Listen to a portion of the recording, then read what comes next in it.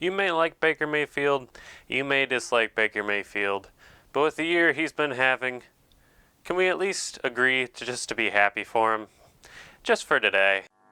I recently found out the Denver Broncos hired Packers OC Nathaniel Hackett to be their next head coach. Hey, that didn't age quite so well.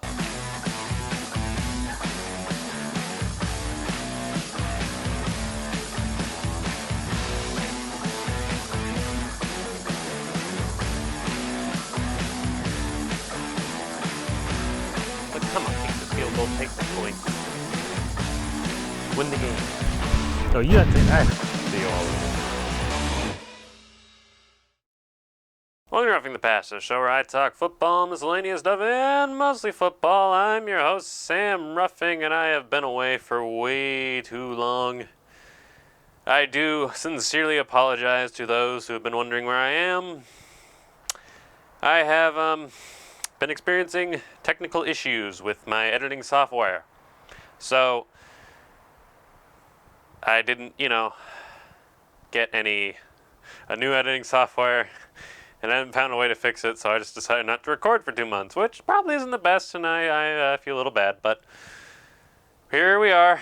We're back. Baker Mayfield brought me back from the brink. And so, I shall continue. The Rams and Raiders played last night in what was, for, let's say, 57 minutes, an incredibly average, boring Thursday night football game that makes Al Michaels regret his decision to leave Sunday night football for Amazon. Almost as much as he regrets having to promote the Rings of Power. But that's neither here nor there. Until then, though, the game started out, average. I mean, pretty exciting if you're a Raiders fan. Derek Carr and Josh Jacobs, and with one big play from Devontae Adams, led the Raiders down the field, where Josh Jacobs scored a one-yard touchdown to give the Raiders a 7-0 lead over the Los Angeles Rams in the Rams Stadium, in which the Raiders faithful, if you can call them that, I don't know, in which the Raiders absolutely dominated the crowd percentage, probably. I'd say about 60-40, because LA is more of a Raiders town than is a Rams town or a Chargers town. Definitely more than a Chargers town. But moving on, the Rams then sent out their quarterback, John Wolford, to lead a drive, which ended in a punt. So the Raiders got the ball back, and I'm pretty sure they kicked a field goal. Then, much to the surprise of everyone, former Heisman winner, first overall pick, Baker Mayfield, who had spent the last 7 months-ish on the Carolina Panthers, before being released and signed by the Rams on Tuesday, came into the game, and he looked honestly pretty good. The Rams ran some play action. He got them down to field goal range, and they kicked the field goal. From there, however, not much happened. The Raiders went on to kick 2 more field goals. Baker and the Rams pretty much did nothing apart from Cam Akers fumbling in the red zone, which is just another point to another bet for a bad season to Cam Akers. However, later on, deep into the fourth quarter, the Rams got the ball back with about 10 minutes left, and Baker Mayfield led them on a slow, methodical, probably painful to watch drive. I wasn't watching at that point. I tuned in later, where he threw a touchdown to I don't know who, nor do I care. But he put the Rams back within 1 score. They had 1 timeout left. Game was 10-16. The Raiders got the ball back, and all they needed to do was get a first down after the Rams decided to call timeout on first down. Get a first down, run it down the 2-minute warning. The next 3 plays after that, you kneel and you win the game. Well, Raiders got like a few yards on first down. Then a big run on second down. But then on 3rd and 1, the Rams made a stop when Josh McDaniels, being as brilliant as ever, decided to run Josh Jacobs from fullback while having Davante Adams in the backfield. I'm not entirely sure if that was the best idea, but okay. It's a move. And they were stuffed on 3rd and 1 and forced to punt after mulling whether or not they should go for it on 4th down. And it seemed like the Rams had all the momentum, but they had no timeouts. And the ball that was punted was an absolute sideline line drive roller, which went all the way down to the Rams' 2-yard line. So Baker Mayfield, who had signed on Tuesday, had pretty much no practice, knew about 10 plays in the offense, had to go. 98 yards and change. 98 yards with about a minute and 50 left. And then the impossible happened. Baker Mayfield took his first pass and threw it towards Stephon Tuitt. No, I don't know the guy's name. Oh, QT, I don't remember his name, but the Rams receiver. And it was slightly out of bounds, and it was bad timing. The catch was made, but he landed out of bounds, so incomplete. Where I did notice there was may have been a missed holding call on the Rams there in the end zone. Amazed. So if you're a Raiders fan watching this, you can definitely be mad at that. And then he completed another pass. Then he completed a pass to the same guy, only he was in bounds this time. Then they got a big play on 3rd down. And then on 1st down, Max Crosby sacks Baker Mayfield. But then Jerry Tillery, disgraced first-round pick of the San Diego Chargers, Los Angeles Chargers, whatever, stripped the ball from Mayfield and he was trying to give it to a ref. And that ran out the clock. And thus the Raiders were given an unsportsmanlike penalty and the drive moved on where Baker threw an unbelievable pass to Tyler Skadlowski. I don't know. No, Ben Skadlowski. I don't remember his name. Skadlowski. Number 18. He threw it right where the receiver could get it. The cornerback didn't even look behind him because he had no idea where the ball was heading. And Baker placed it on a dime. Then he hit a check down. Then another play to Skadlowski again.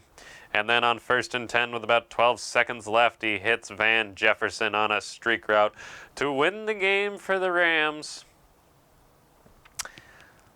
on what was a beautiful 98-yard drive, reminiscent of the John Elway era AFC Championship game, 1986. Only this time, the team that scored from 98 yards had no timeouts. And man, that was incredible. What a touchdown. What a way to win. The Raiders would throw an interception, and boy, it made me happy. As Baker Mayfield, who, you may not like, and there are arguments going on right now probably about whether or not Baker is now the long-term answer for the Rams at quarterback. And honestly, I have no clue. From what I've seen this year, he might not be.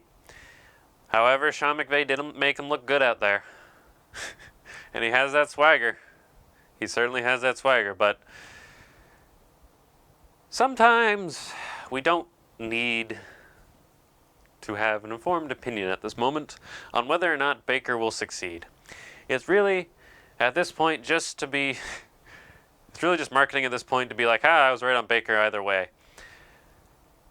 Why can't we just be happy for him? That's what I want to know. Why can't we just be happy, people who are for or against Baker Mayfield?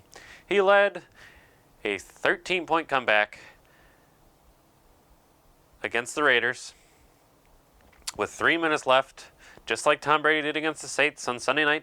Only this time, Baker Mayfield, only on this one, Baker actually made throws and wasn't just throwing checkdowns all over the field to wide open receivers. No, he was throwing those receivers open.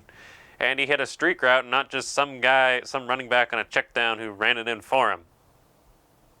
Baker's comeback was better. But man, Baker, he started off the year being disgraced by the Cleveland Browns, who then traded for Deshaun Watson. Oof. and he was shipped to Carolina for all of a first fifth-round pick next year. And it didn't start out well in Carolina because they were hosed in the first game. I think had they won that, Carolina would be in a much different position. But anywho, Baker then ended up being the third-string quarterback, and he didn't want to deal with that. He's just like, you know what, there's no point. Just cut me.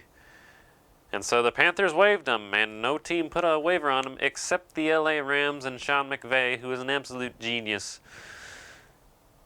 He's a genius. He signed Baker Mayfield, and then 48 hours later, after arriving in LA, he learns 10 plays, basically.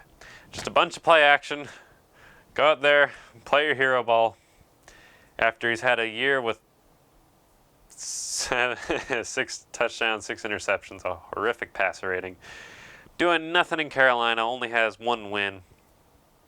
And he goes in for John Wolford, and he plays but then, man, he lights it up, and you just gotta be like, finally. Baker, you did it. It's so much, just brings so much joy as a Baker Mayfield fan. Just to see him go out there and do that. Like, for the past 2 years, he's been getting nonstop hate from everybody because OBJ's dad, releasing those videos of him missing him wide open. The Panthers and Ben McAdoo not really doing him any favors down there. The Browns looking better, somewhat. But Jacoby Brissett for a few games. The questions on whether or not he could actually lead a fourth quarter comeback, as this was only his 8th. But I will say this, that 8th, it didn't seem like it. It didn't seem like Baker could, in a way. Like he had a horrible he had the worst pass rating in the fourth quarter of any quarterback last year. Any starting quarterback anyways. And so to see him go out there with 98 yards, pretty much no chance to win, and just sling dime after dime after dime after Josh McDaniels' horrible coaching helping him. Oh, it was just beautiful. He was like, all right, 98 yards. I don't care. I'm going to go score. I'm going to save my career, at least for this week. And man, you can't just help but feel happy for him. Well, this has been Roughing the Passer. If you made it this far in the video, I thank you very much for watching. It has been way too long since I uploaded. This was fun.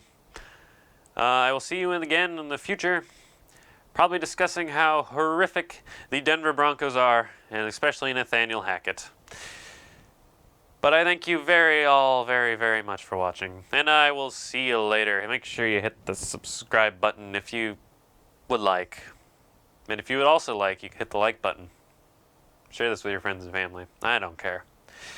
I'm just happy to be back. See ya.